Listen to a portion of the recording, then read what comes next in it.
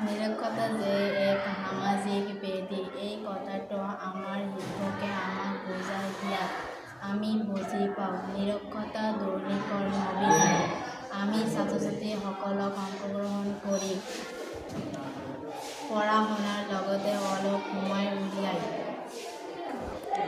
সমাজৰ নিৰক্ষৰ ব্যক্তিসকলক সাক্ষৰ কৰাত সহায় কৰিম।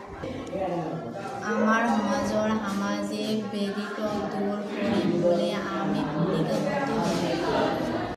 নিৰক্ষৰতা যে এক সামাজিক ব্যাধি, এই কথাটো আমাৰ শিক্ষকে আমাক বুজাই দিয়াত আমি বুজি পাওঁ। নিৰক্ষৰতা দূৰীকৰণ অভিযানত আমি ছাত্ৰ-ছাত্ৰীসকলক অংশগ্ৰহণ কৰি পঢ়া-শুনাৰ লগতে অলপ সময় উলিয়াই